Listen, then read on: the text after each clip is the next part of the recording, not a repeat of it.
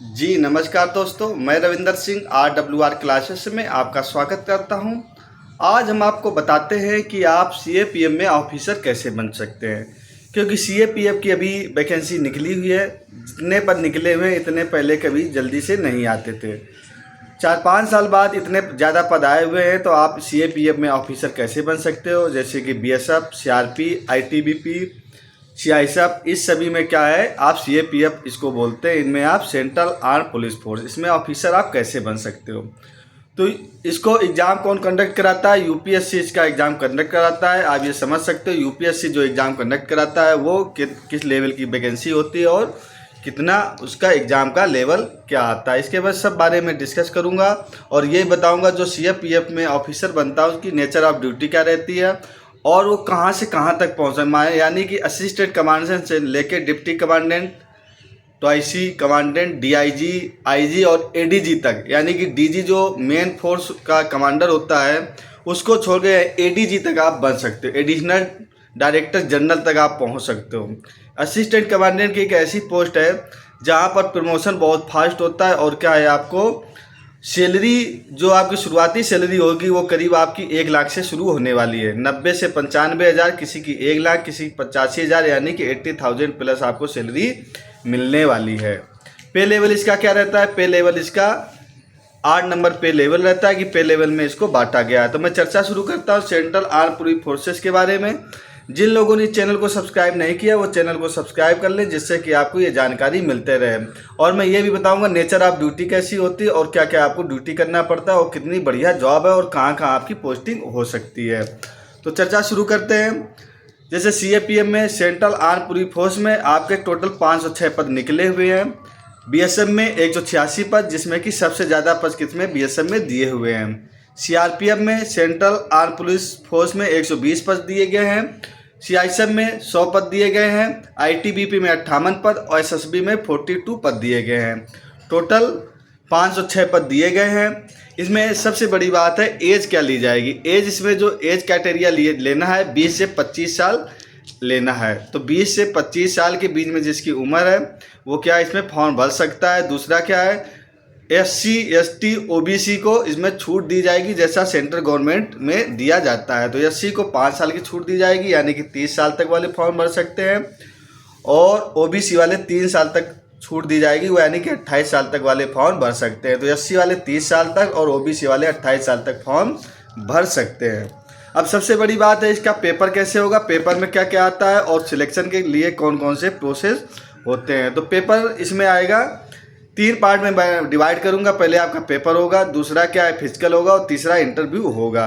तो 3 पार्ट में मैं डिवाइड करता हूँ। इसमें जब पेपर होगा तो पेपर आपका कब लिया जाना है, आपके पास सफिशिएंट टाइम बचा हुआ, आप तैयारी करके एक बेहतर ऑफिसर बन सकते हो, जिसका सभी का के ऑफिसर बनने का लगभग सभी का सपना रहता है। जो फैसिलिटी मिलती है, सबसे बड़ी फैसिलिटी है, इसमें फैसिलिटी बहुत ज़्यादा मिलती है।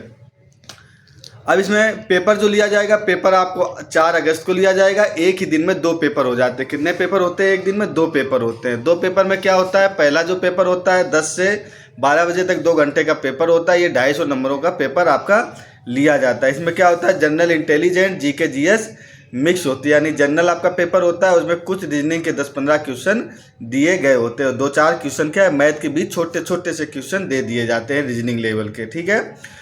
और दूसरा पेपर उधर ही आपका 2 से 4 या 3 बजे से 5 बजे तक होता है, जिसको कि बोलते हैं एसे राइटिंग। आपको हिंदी राइटिंग में या तो इंग्लिश में लिख सकते हो। एक इंग्लिश में अलग से लिखने का आता है, उसको उस भाग को पास करना जरूरी होता है, ठीक है। तो 200 नंबर का ऐसे लिखना होता है। जैसा कि UPSC तकरीबन हर एग्जाम में ऐसे लिखवाती है, तो UPSC के पैटर्न के हिसाब से आपको तैयारी करना पड़ेगा। जो इस पेपर में पास होगा उसका फिजिकल होगा। फिजिकल में क्या क्या होगा, आपका रेस होगी, 1600 मीटर रेस होगी और 100 मीटर की रेस ली जाएगी। ये जो भर्ती निकली है, ऐसा नहीं कि मेल के लिए निकली, मेल और फीमेल के लिए दोनों के लिए भर्ती निकाली गई। मेल भी ऑफिसर बन सकते हैं और फीमेल भी ऑफिसर बन सकते हैं। बेल्ट फोर्स में या कहीं भी सबसे आसान इसमें ऑफिसर बनना सबसे सिंपल है, ठीक है। क्योंकि किसी का फिजिकल नहीं हो पाता, किसी का इंटरव्यू नहीं हो पाता, किसी का हाइट कम हो जाती है, किसी का चेस्ट, किसी का आई साइड वीक। इस वजह से क्या है, इसमें थोड़ा जाना जो बच्चे जाते हैं उनकी मेरिट बहुत कम जाती है। दूसरा क्या होता है फिजिकल। फिजिकल में क्या होता है, रनिंग होगी, आपका हाई जंप होगा, शॉट पुट यानी कि गोला आपको फेंकना होगा और 100 मीटर की रेस आपकी इसमें होने वाली है। तो ये आपका उसके बाद क्या होगा, इंटरव्यू होगा। इंटरव्यू कितने नंबर का होगा, इंटरव्यू करीब आपका 150 नंबरों का होगा। तो 150 नंबर है और 250 नंबर का आपका पेपर होगा। टोटल 600 नंबर का आपका ये होने वाला है। 600 नंबर होने के बाद क्या होगा, इसकी आपकी मेरिट बनेगी। जैसा आप फिलिंग दोगे, first choice, second choice, third choice, उसी के हिसाब से आपकी मेरिट बनाई जाएगी। तो ये था आपकी जानकारी कि कैसे फॉर्म भरा जाएगा, क्या क्या आने वाला। अब मैं बताऊंगा कि जो CAPM में पोस्टिंग होती है वो किस प्रकार से होती है, नेचर ऑफ ड्यूटी क्या है और अब कहाँ तक आपका प्रमोशन हो सकता है। तो प्रमोशन देखिए, आप असिस्टेंट कमांडेंट आप भर्ती होंगे, उसके बाद 5 से 6 साल में, किसी में 4 साल में, किसी में 8 साल भी लग जाते हैं, तो एक डिप्टी कमांडेंट बन जाओगे। ठीक है, डिप्टी कमांडेंट के बाद ट्वाइसी यानी कि जो सेकेंड इन कमांड होते हैं वो बन जाते हो, फिर कमांडेंट आप बन जाते हैं एक, यानी कि यूनिट जिसको बोलते हैं उसके आप कमांडर बन जाते हो 1200 आदमी के करीब। उसके बाद DIG जिसको बोलते हैं DIG बन जाओगे। उसके बाद IG इंस्पेक्टर जनरल, यानी कि देखो कितना फास्ट प्रमोशन, जिसका आप नाम GK में याद करते हो वहाँ तक आप बन जाओगे।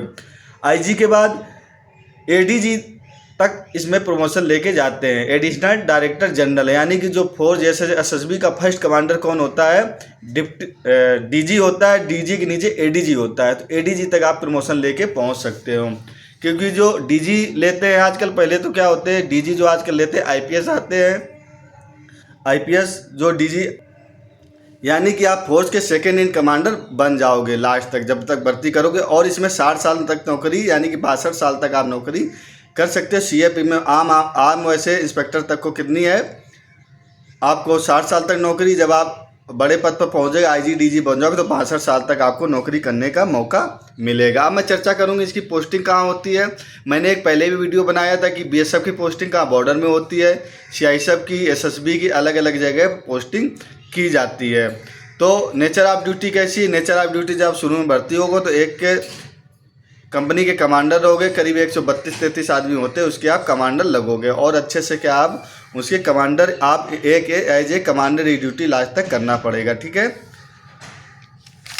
उसके बाद मैं बताऊंगा कि जो आपको फैसिलिटी क्या मिलने वाली है। तो फैसिलिटी आपको इसमें ये मिलने वाली है कि जब एक कमांडर लोगों को आपको सारी सुविधाएं दी जाएंगी, जैसे गाड़ी हुआ, आने जाने का खर्च हुआ और रहने की सुविधाएं, आपको ये सारी सुविधाएं इसमें दी जाती हैं। तो वीडियो आपको अच्छा लगा हो तो लाइक और शेयर करना ना भूलें और इस चैनल को सब्सक्राइब जरूर कर लें, जिससे कि आपको ऐसे ही जानकारी मिलती रहे। तो इसको जल्द से जल्द आप फॉर्म भर दीजिएगा। इसका फॉर्म भरना 24 अप्रैल से शुरू हो गए, तो फॉर्म इसको जल्दी से भर दीजिएगा। फॉर्म आपकी लास्ट डेट 15 अप्रैल है, तो जल्दी से जल्दी आप फॉर्म भर दीजिएगा। एक चीज़ और, इसमें कास्ट सर्टिफिकेट वाले ध्यान दें, कास्ट सर्टिफिकेट सेंट्रल गवर्नमेंट का कास्ट सर्टिफिकेट बनवा लेंगे। वीडियो अच्छा लगा हो तो लाइक और शेयर करना ना भूलें। Okay, thank you for watching.